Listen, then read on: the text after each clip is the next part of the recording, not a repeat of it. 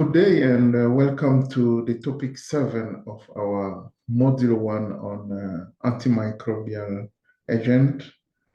So this topic 7 will consist of a clinical case study. So we are going to discuss a case study. So this is a case of a 48-year-old woman patient. And this patient presented herself to the emergency room with a 5-day history of frequent and painful urination. We also find out that this patient has had fevers, chills, and flank pain for the past 2 days. On examination, she is febrile with a temperature of 38.5. But otherwise she's stable and state. She's not experiencing any nausea or vomiting.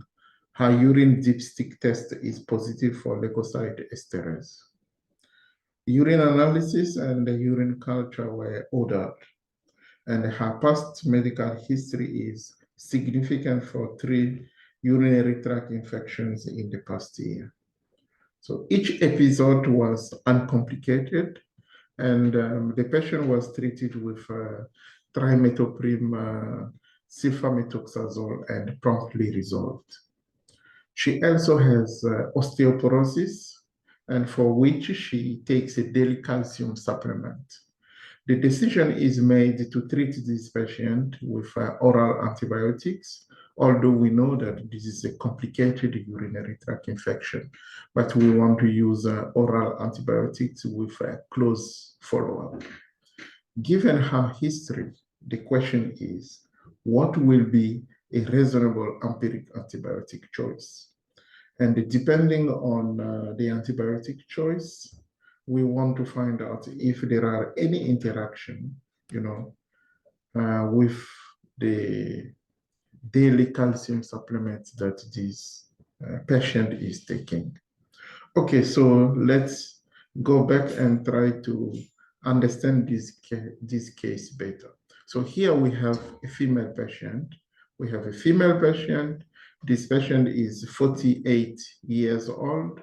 She comes with a 5 days history of frequent and painful urination. So this history of frequent and painful urination gives us an idea of a case of urinary tract infection. And the sentence that follows states that she has fevers, chills, and flank pain for the past 2 days. So this information is very critical because it simply tells us that this patient has an upper urinary tract infection. And we know that an upper urinary tract infection, in this case, an acute pyelonephritis, is a medical emergency. It's a complicated urinary tract infection. Now, during the physical examination, indeed, they found that the patient is febrile with a temperature of 38.5 degrees Celsius, but she is stable. She's stable.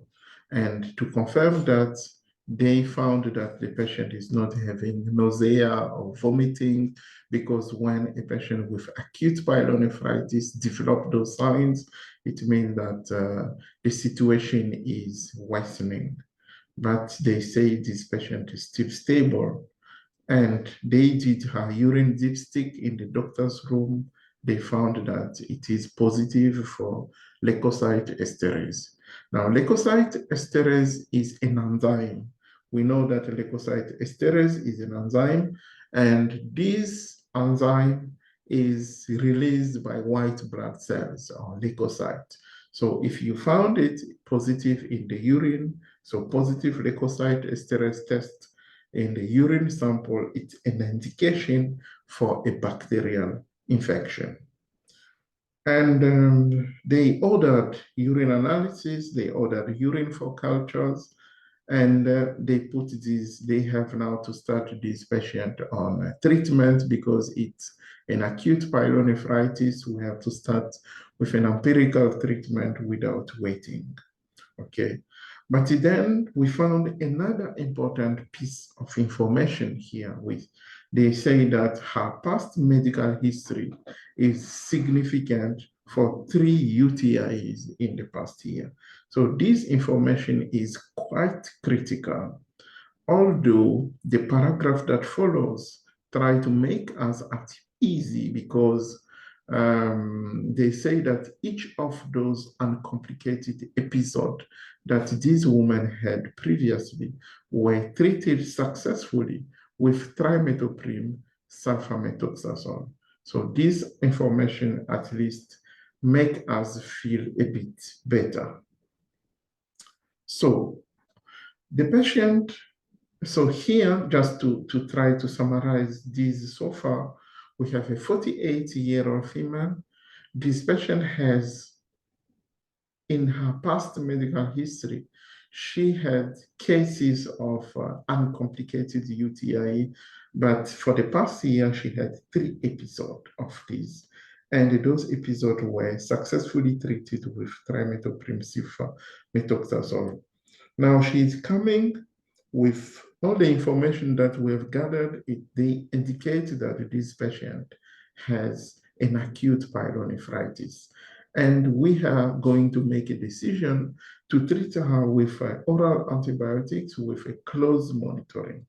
We know that ideally, a case of an acute pyelonephritis that is a complicated UTI, we're supposed to start managing this at least with IV antibiotics. Then we are going to switch on to oral antibiotics. But this scenario only indicates or reflects on situations where maybe you are missing IV drugs and you only found yourself with oral choices that you are going to make. So we want to know what better choice you are going to make. Now, another information here is that this patient has osteoporosis and she's taking daily calcium supplements.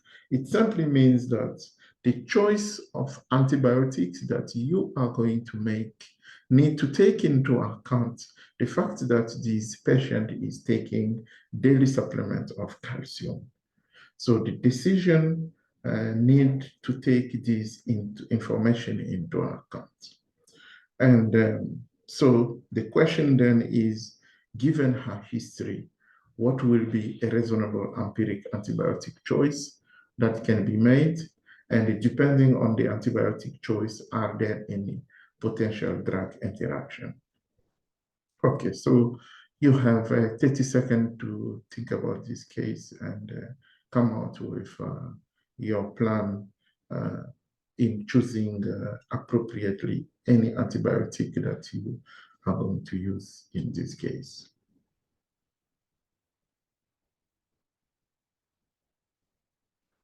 Okay, so now definitely in this patient, we are no more going to use trimethoprim sulfamethoxazole because we assume that this patient has been exposed to these antibiotics several times, and probably there might be a possibility of resistance development. So we don't want to take that chance to treat this patient with this type of antibiotic. That's number one. Number two,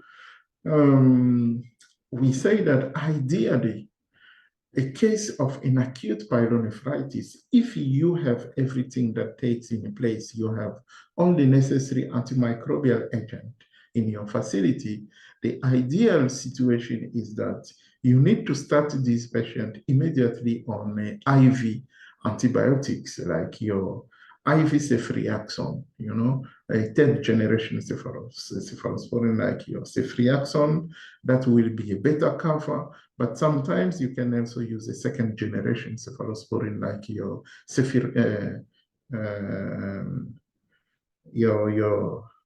your second generation cephalosporin can also be used.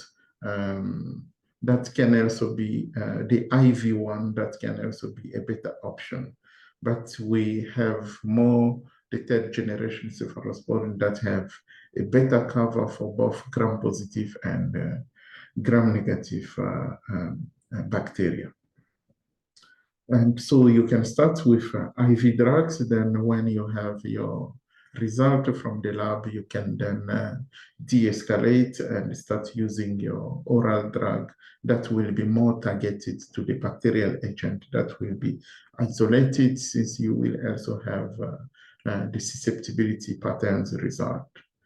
But then in this case, we are assuming that we don't have any of these IV drugs, whether second or third generation cephalosporin, or maybe IV fluoroquinolones. You don't have any of these. So we are only having oral treatment. So it's better to choose a drug that has a better penetration, like your oral fluoroquinolones, that can be used. So the fluoroquinolones can achieve good urinary and systemic levels. You can choose either your ciprofloxacin or levofloxacin. That will give you a reasonable result with a close monitoring of this patient. Now, so that's what I've already said, that given the possibility that you might also have a fluoroquinolone resistant organism, especially in some facilities where resistance level can be very high. You know that this patient is coming from home, so the causes of community-acquired urinary tract infections, we can find Escherichia coli, we have Klebsiella pneumoniae, we have Proteus mirabilis. That can be among the top causes of urinary tract infections in this patient of community-acquired urinary tract infections. So a beta dose of third generation cephalosporin could have given us a better result while waiting for the antimicrobial susceptibility testing that we can have on the next day.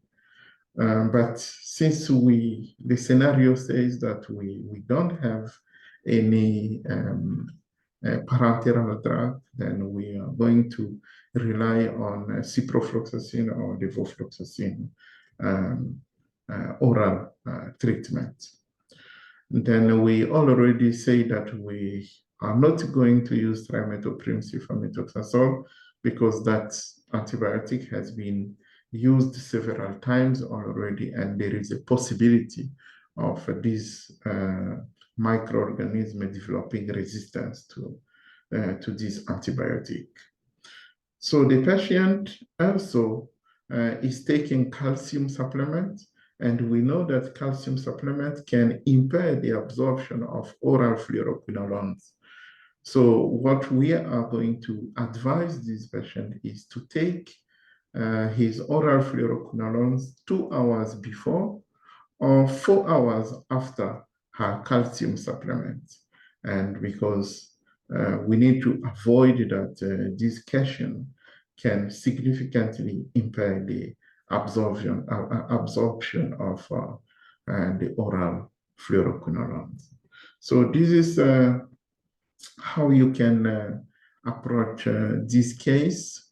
And there are, of course, any other approaches that you can also try to look depending on your local surveillance data on antimicrobial resistance, and also depending on the availability of antimicrobial agent that you have in place. So you can also try to think of another way of approaching this case. But in general, this is an appropriate way of approaching the management of this case. So with this last topic, we come into the end of our first module on antimicrobial agents, mainly types of antimicrobial agent and their classification. So please follow our module 2, where we are going to discuss mechanism of antimicrobial resistance. Thank you and goodbye.